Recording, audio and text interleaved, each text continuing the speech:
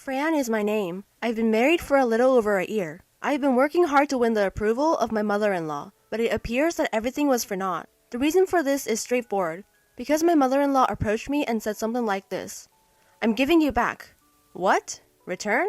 Needless to say, I was taken aback. But it didn't matter how hard I tried.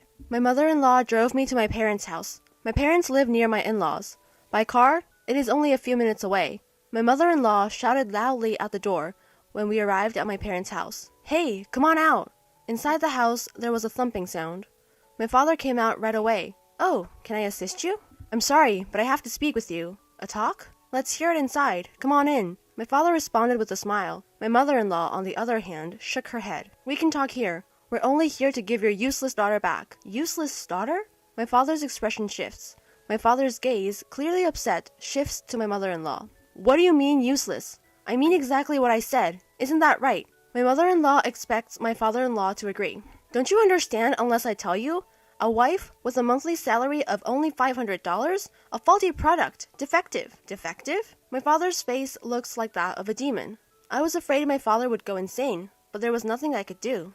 My mother-in-law, oblivious to my father's rage, continued to speak ill of me as if nothing was wrong. "You know what? She can't do a thing around the house, and you don't make much money." "And you want to return her?" my father inquired of my mother-in-law. When my mother noticed the commotion, she came out of the house. My mother-in-law, on the other hand, didn't look at my mother. "That's what I said," she said to my father.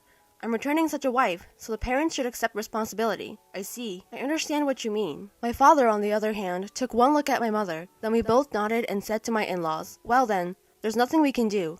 Let us take responsibility and close the company." "Yes, you need to accept responsibility. And close the company? What? You're going to close the business?" My mother-in-law was taken aback. "Wait, what company are you referring to?" My father-in-law said, a little upset. "You're asking us to take responsibility. It's company. What else could it be?" My father states flatly. I couldn't help but sigh when I saw my father in that state. He is furious. What should I do? I couldn't stop him when he became like this. My father, when serious, would always follow through on his promises, no matter how difficult the task. He would make whatever he said come true, particularly when it comes to me, because he adores me so much. Why is my father so devoted to me? It has something to do with my childhood. From a young age, I was extremely frail. If something bad happened to me, I'd get a fever and go to bed right away. Every few weeks, I'd get a fever. I stayed in bed for a week after falling ill. That is why I couldn't attend elementary school much, and rarely played with my friends. My mother would, of course, stay with me if I fell ill. And because he was worried about me, my father was unable to complete any work, which was a common occurrence in our family. Perhaps he loved me even more than usual because I was so frail. In any case, both of my parents adored me since I was a child. Being physically weak wasn't all bad either. My parents provided me with many things to keep me occupied while I was bedridden. They bought me books, video games, and a variety of other items. My older brother was extremely jealous of me. I was the only one who could be bought so many things. Among them, I was particularly fond of my laptop. It was my father's, which he used for work. Because it was my father's second-hand laptop, it might not be enough for a normal person to use. However, as an elementary school student, it was enough. I was able to draw pictures and play games. I could use it to connect to the internet and see what was going on in the world. I spent most of my time in bed, so the computer was a whole new world to me. There's a world here that I had no idea existed.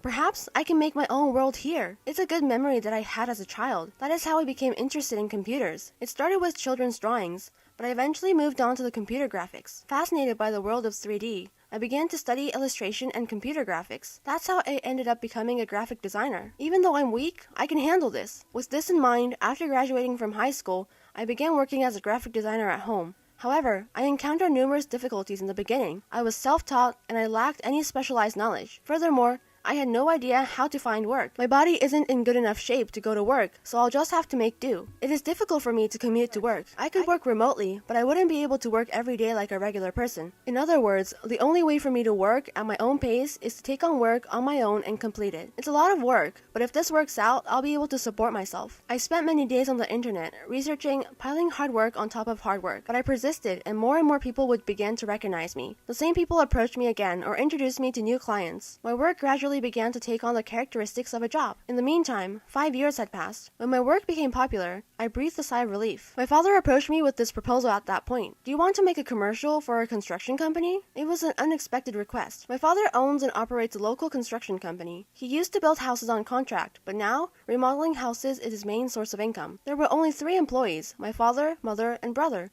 but it was a well-known construction company in the neighborhood. "Are you sure you want me to do this?" If it were a job, I'd be paid, right? I didn't request it because you're my daughter. I'm asking because I believe you have good advertising taste. I thank my father for his words of wisdom. I was pleased to be recognized as having good taste. But more than anything, I felt accepted. My design was later used as an insert ad in the newspaper. I also made a website for the construction company and posted the ad on it. Of course, because we were a local company, we are not well known on a national scale. Locals would approach me and say, "I saw your ad," and some would even say, "It's good." I couldn't stop smiling because such voices made me so happy. At the same time, my ad was turned into a poster. The posters were displayed at the company's entrance and on bulletin boards maintained by the local community association. I can stand on my own feet. I can live independently. I was overjoyed to have such a sense of accomplishment. Meanwhile, my posters were becoming the talk of the town. The daughter of the construction company is a designer. She also creates advertisements for the building company. Such rumors began to circulate in the community. As a result, the locals began to approach me for assistance. Then someone came to see me one day. It was an electrician from the town. "Your daughter is a designer. Can you create our advertisements?" "I'll ask Fran about it," my father said lightheartedly. Actually, the electrician in town is one of our clients. Although it is called a town electrician, in reality, it is an electrical construction company. For example, they install air conditioners, fiber optic lines, and electrical wiring. So when electrical work is needed for remodeling, we ask the town electrician to do it. "So Fran, can you do it for me?" "I understand. They are an important business partner." I accepted the offer. Sometime later, I asked my father to deliver the finished advertisement. It turned out to be even better than I had expected, and the electrician in town was quite pleased. In addition to the commission, he even came to our house to thank me with a gift wrapped in a sweet envelope. He said, "I just wanted to thank you for the wonderful job you did." But it was a young man who bowed in gratitude. He was not the electrician I knew. "Well, who are you?" "Oh, my name is Clark. My father is the electrician." It was Clark, the electrician's son, who came to greet me. He is a college graduate and is currently helping out as an electrician. "So, you will eventually become an electrician?" When I asked, Clark replied, "Eventually, I plan to take over the business." "Then, we might be friends for a long time." "Yes, I would like that as well,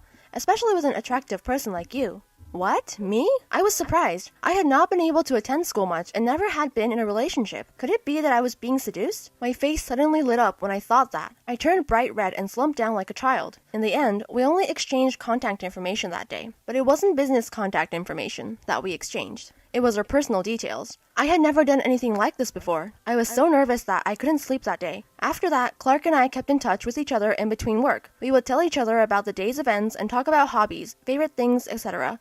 It became a daily routine. And we eventually started dating. However, we could not do any of the things that normal lovers do. First of all, I was too frail to travel far on dates. We could only go out together to a neighborhood park when I was feeling well. We were never able to go to a normal date like watching a movie. Another major reason was that our days off did not match. Because I was taking on work privately, I was able to take time off freely. But that is not the case with Clark. Even on days off, he often received urgent requests to repair household appliances. Moreover, as it approached summer and winter, it was not unusual for him to have to install air conditioners every day. Anyway, I couldn't do anything that was typical of a normal lover, but that didn't cause me any trouble. We could always keep in touch with each other on our phones. We could exchange words and send messages. I was always in bed with a fever, so that was nothing to me. We grew our love in this way and got married a few years later. I was to go to Clark's house. Naturally, Clark's parents knew me well, so my mother-in-law told me this. "Just take care of the housework as long as it's not too much for you." I understand. My father-in-law was also kind to me. "When you have time, will you make the traditional pop-ups for me? I'll take care of it. I'll leave it to you, thank you." I thought I was getting along with my in-laws because of this, but that was only in the beginning. Gradually, my mother-in-law began to ask me to take care of various things. "I'm going to be out of town for a while, so can you watch the store for me?" "Sure, but I'm working too." "Just stay at the counter. You can work there too, right? If you don't mind if I bring my laptop, I'll take care of it." "I don't mind at all." In this way, my mother-in-law began to ask me to watch the store more and more often. My stepfather also started asking me for favors like this. "Could you make a website for the store?" "What?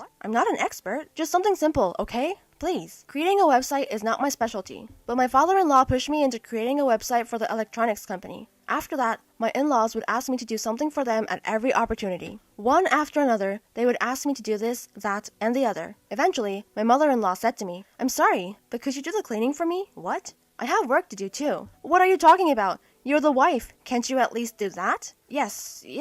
In the end, I was forced to do the cleaning. Once I took on the job, there was no backing down. After cleaning, there was cooking, then laundry, and gradually, the amount of housework increased. I was also made to take care of the store. I can't do my own work. I had no choice but to cut back on my work as a graphic designer. Naturally, my income decreased. But I am already married and Clark is paying for my living expenses.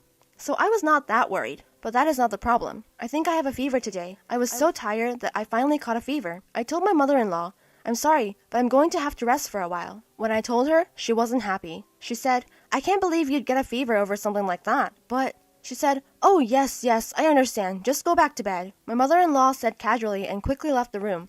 I might have offended her. I regretted it, but it's true that my body doesn't listen to me, so there is nothing I can do about it. I lay down on the bed. After a while, Clark came in and asked, are you okay? I said, yes, I'm sorry. Don't be too hard on yourself. I know, but your parents. I told Clark that I had no choice because my in-laws had forced me to do the chores. Then Clark looked at me suspiciously and said, why don't you just say no? But what are you talking about? You're an adult. You should at least express your opinion. Clark did not understand anything. If this was a proper job, I would definitely say no. But the other party is my in-laws. If I rejected my mother-in-law, it might cause problems later on. It was the same with my father-in-law. If I complain and my father-in-law hates me, he might say, get a divorce. I know it's probably just me thinking too much, but I can't help but think about it. This is why I could not disobey my in-laws. Aside from that, I was sad that Clark didn't understand me. I can't believe he doesn't understand me either. I am all alone in my in-laws' house. Thinking of that, I started crying tears. However, this kind of thing is quite common. I mustn't lose. I steeled myself. After that, when the fever resided, my mother-in-law again asked me to run errands for her. I reduced my own workload and complied with her request as much as I could. In this way, I tried to gain the favor of my parents-in-law. One day, after all this had happened, my mother-in-law suddenly asked me something like this. Fran, how is your work going? Well, I'm continuing little by little, yes. How much money do you earn now? Huh? That's none of your mother-in-law's business, is it? It does matter. Prices have been going up lately, and if you could just give me some money for living expenses. She was grinning. As far as I can see, the electrician's business has not gone away. Rather, as prices have risen, more and more people are looking for energy-efficient home appliances. Thanks to this, the job, such as air conditioner installing, is even increasing. We are sometimes asked by the major electronics retailers to provide support, and if anything, her income should be increasing. That is what I thought. However, my mother-in-law hinted that she did not have enough money to make ends meet. Feeling a little strange, I told her a smaller amount. My income is also tight. I also have housework, so right now my monthly income is about $500. What? $500? Yes. $500 a month is not so bad if you think of it as a part-time job, I thought. My mother-in-law suddenly turned red and said, only $500? And you don't even do much housework. I think I do a fair amount of housework. That's not true. I do all the cooking and cleaning these days. I even take care of the store and do the laundry when my mother-in-law is not around.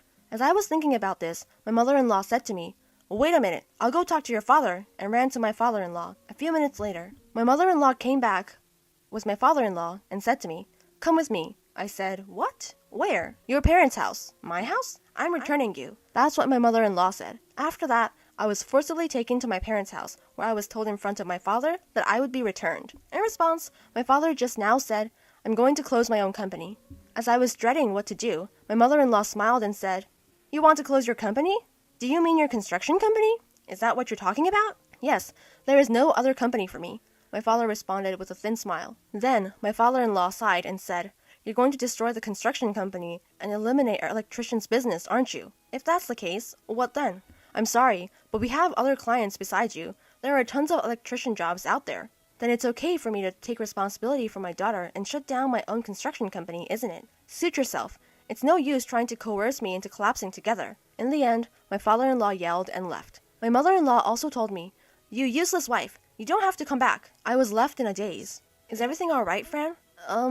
What should I do, Dad? He said so many hurtful things. Wouldn't it be better to get a divorce? Yeah, I guess so. However, Clark might come for me. The most important thing is for Clark to love me, even if my in-laws don't. That's what I thought. However, Clark did not come for me, no matter how long it took. After a few days passed, I finally received a message from Clark with only one word, let's get divorced. I wasn't convinced. I kept sending messages to Clark, but he never responded. Clark's lawyer called me. I heard that Clark's parents have persuaded him to divorce you. I could not say anything. I agreed to the divorce. I accepted the alimony and other conditions that Clark offered. Thus, my marriage, which lasted less than a year, came to an end. At the same time, my father's construction company also closed its doors. However, it did not stop completely. In fact, my brother took over my father's construction company. The location and name of the construction company are the same. The only difference is that he has cut ties with Clark's family business. Naturally, this hit Clark's family business hard. Still, Clark's family has other clients, so they seem to be managing somehow. However, they did not seem to be safe. Especially, returning me became a big rumor among the town. Gradually, Clark's family began to be avoided, and more requests were made to the electrician's company that my brother had partnered with. This continued, and finally it was rumored that the business was going under. My father said, "This will teach him a lesson." That was what my father said, and my mother and I thought so too. But one day, the wind suddenly changed. It was the summer of the following year. I was in the office of my brother's construction company when we received this phone call. "Excuse me, the air conditioner seems to have broken down." It was from someone whose house my brother had remodeled. When my brother went to check on him, he found that the outdoor unit of the air conditioner had been broken. That's terrible, even for a prank. He consulted with the family and immediately reported to the police. The brother then contacted his electrician partner and had the air conditioner replaced. But if this had been the only case, the police might have been able to deal with it as a prank. But the same thing happened again and again. When this happened, as expected, my brother's construction company alone could not handle the situation. The story goes that the affected people reluctantly asked Clark's family to help. Then, my ex-father-in-law grinned and said, "We are receiving more and more similar requests, and the fee will be charged at a premium. Is that okay with you?" He said that the number of people in need was increasing. It was unacceptable to charge more for repairs just because the number of people in need was increasing. I was furious, but it had nothing to do with me. There was nothing I could do. I just had to give up. But my brother was different. "I'll find the culprit," he said, and asked for the cooperation of several of his clients. I wondered what he was going to do, but what he did was very simple. He lent them an intercom for free. "Why an intercom?" I asked. He said, "Intercoms nowadays have a video recording function. Some have sensors, so they can be used in place of security cameras. I don't think it will be that easy." I was skeptical, but within 3 days, the culprits were caught. Moreover, it was Clark's parents who were caught. They said that in the middle of the night, his parents broke into the house and went around destroying the air conditioners. They were making their own work for themselves because they lost clients. When questioned by the police, they confessed to such selfish motives. When I heard this, I was reminded of the term mutual collapse.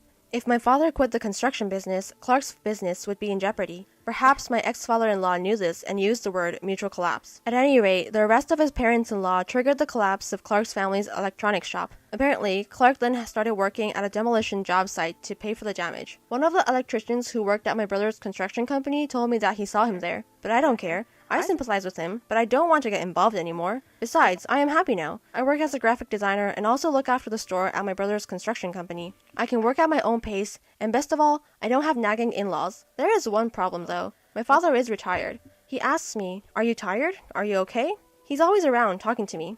"If you're so bored, why don't you get a job too?" I think it's cooler to have a working dad. As soon as I said that, my father started working again at my brother's construction company. It seems that my father loves me after all, but I love my father too, so we are even.